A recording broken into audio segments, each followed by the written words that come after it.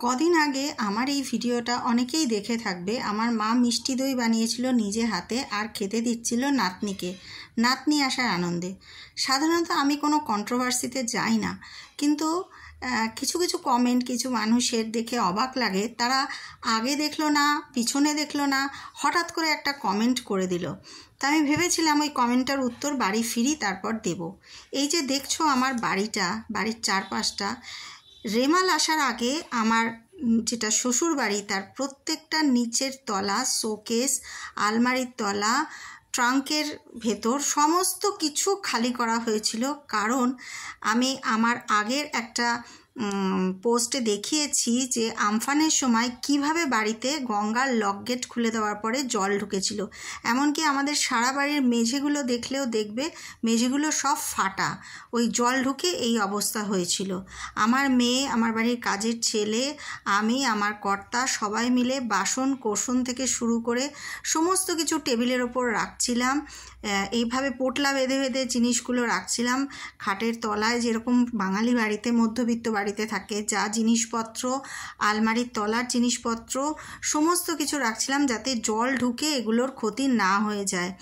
এর আগে আমাদের হঠাৎ করে এভাবে জল ঢুকে প্রচুর ক্ষতি হয়েছে। কারণ আমরা বিটি রোডের খুব কাছেই থাকি, আর বিটি রোড থেকে আমাদের যে পাড়াগুলো পরপর রয়েছে, সবাই কলকাতায় যারা আছো জানবে, সেই পাড়াগুলো না নিচু হয়ে গেছে। বিটি রোডটা হয়ে গেছে উঁচু, আর এই পাশের পাড়াগুলো হয়ে গেছে নিচু। ফলে জল যখন ঢোকে, এমনভাবে জল ঢোকে সেই অনেকটা টাইটানিকের জল ঢোকার মতো। এই যে দেখো নিচতলা আলমারির আমাদের খালি রাখতে হয়, কারণ এই পর্যন্ত জল উঠে যায়। তো এই কাজগুলো ছিল প্রচুর পরিশ্রমের। আর মানে আমরা বুঝতে পারিনি, আমরা তার আগেই বাপের বাড়ি অনেক দিন পর বেড়াতে গেছিলাম। সেখান থেকে এরকম আবার মানে এই মুহূর্তেই আবার রেমাল আসছে শুনে বাড়ি ফিরে আবার সেই বাড়ির সমস্ত কিছু খালি করা আমাদের কাছে প্রচণ্ড হেকটিক ছিল, কিন্তু কিছু করার নেই। সমস্ত কিছুই আমাদের করতে হয়ে গেছিলো। আমার মেয়ের অবস্থা দেখো, সব নিয়ে বসে আছে। বাড়ির সমস্ত জিনিসপত্র ফাঁকা করে আমরা যাব হচ্ছে বাপের বাড়ি। বাবার বাড়িতেও সেই একই অবস্থা। বাবার বাড়ি যেহেতু তিনতলায়, জল ঢোকার কোনো চিন্তা নেই, কিন্তু আমরা এই এতগুলো জিনিস নিয়ে যাব, সেখানে রাখবো, গোছাবো। মানে একটা 2 রুমের ফ্ল্যাটে আর কত জায়গা থাকতে পারে, তাই না?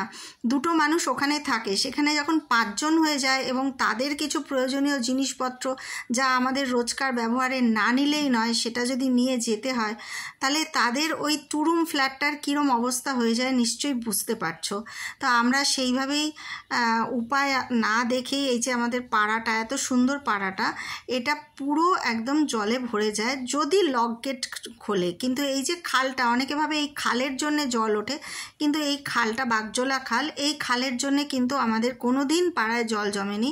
জল জমে যায় লক গেট খুললে, গঙ্গা ওভারফ্লো করলে, তবেই কিন্তু জলটা জমে, তাছাড়া জমে না।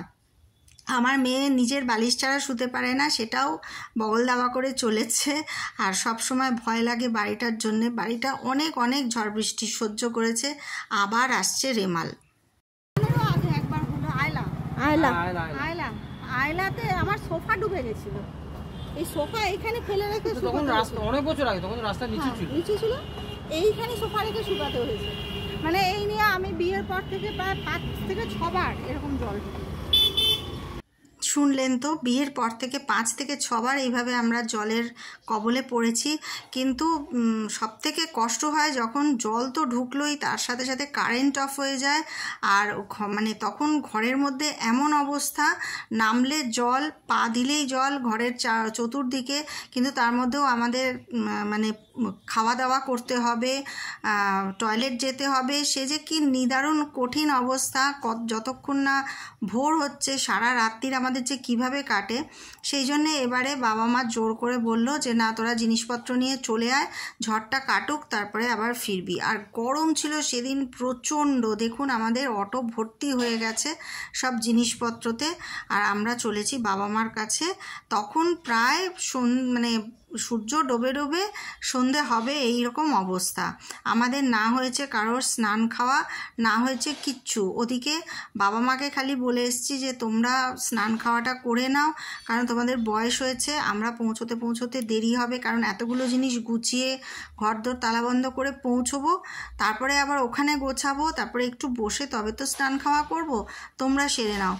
তো মা তো কিছুতেই খায়নি, বাবাকে কোনো রকমে খেতে দিয়েছে একটুখানি। আমরা গিয়ে দেখলাম বাবাকে খেতে দিচ্ছে, মানে তখনও মানে কঠিন অবস্থা আমাদের ও বাড়িরও।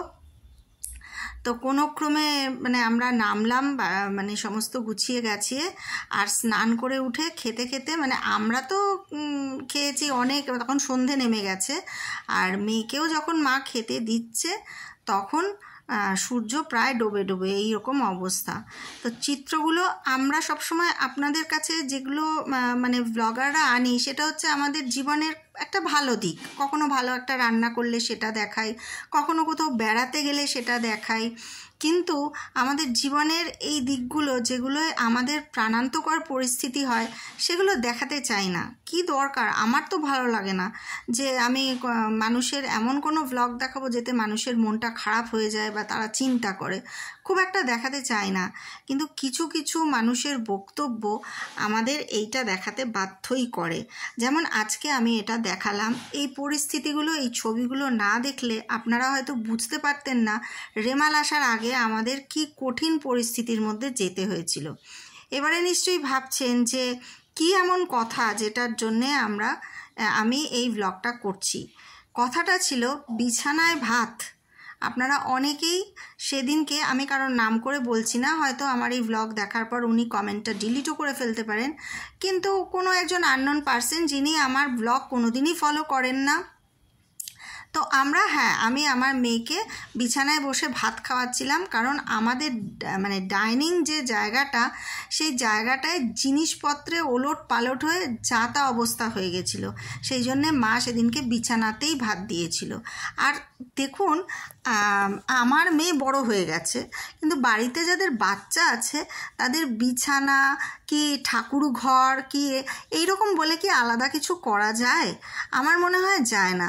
আর পরিষ্কারটা না মানুষের মনে, সেইটাতে আমি বিছানায় তো ভাত মাখাচ্ছি না, জাস্ট বসে খাচ্ছি। এবং এই যে নিদারুণ পরিস্থিতি, যখন রেমালের ঝড়টা উঠেছে, বাবাদের এই ঠাকুর ঘরে পর্দা উড়ে এমন অবস্থা যে সামলানো যাচ্ছে না, কোনো ক্রমে আটকে রেখেছি আমি পর্দাটা ধরে। 3 তলার ওপর ফ্ল্যাট, তবুও এই অবস্থা। মানে আমরা খেতে বসেছি তখন সন্ধে হয়ে গেছে, হ্যাঁ, বিপর্যস্ত অবস্থা। তো টেবিলে ভাত না, খাটের ওপর ভাত, বিছানায় ভাত, এইগুলো না আর মানে ফট করে লিখে দেবেন না একটা কমেন্ট। একটা মানুষকে জাজ করতে গেলে ওই বইয়ের প্রথমটা দেখে, গেট আপটা দেখেই বিচার করবেন না, পুরো বইটা পড়ে তবে জাজ করবেন। কেন কি পরিস্থিতিতে আমরা বিছানায় ভাতটা তুলেছি আপনি তো জানেন না, আপনি কমেন্টটা করে দিলেন, আপনারটা দেখে আরও 4টে লোক সেইটাই কমেন্ট করবে। আমি এগুলোকে না এন্টারটেন করি না, ওই জন্য লিখেছিলাম শুধু ভাতটাই দেখলেন। এই যে এই কথাটা লেখা আছে, ফিরে এসে বাড়িটা দেখতে পাবো, তো দেখতে পাবো, কিন্তু যে পরিস্থিতি হবে বাড়িটার, সেটা সামলানোর জন্য, গোছানোর জন্য আমাদের আরও 4টে দিন যাবে। আপনারা এগুলো বুঝবেন না।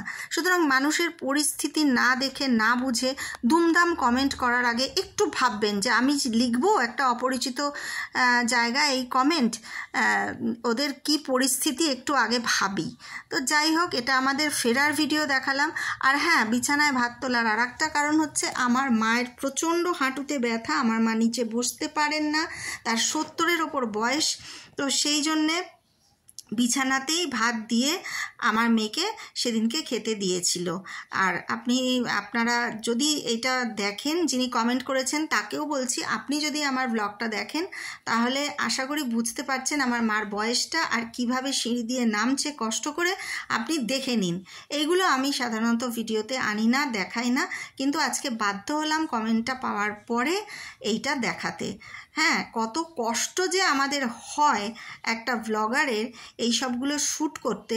আমাদেরও লাইফ আছে, আমাদের ফ্যামিলি লাইফটাই আপনাদের কাছে তুলে ধরি, দেখাই, কিন্তু আপনাদের মনে হয় সব সময় একটা খুঁত ধরি, কিছু পেলাম না একটা খুঁত ধরি। কী যে ধরবেন খুঁত, কখন যে ধরবেন আমরা বুঝে পাই না। একটা সামান্য ব্যাপার, আমার মা খেতে দিচ্ছিল, তাতে আপনি লিখে দিলেন বিছানায় ভাত।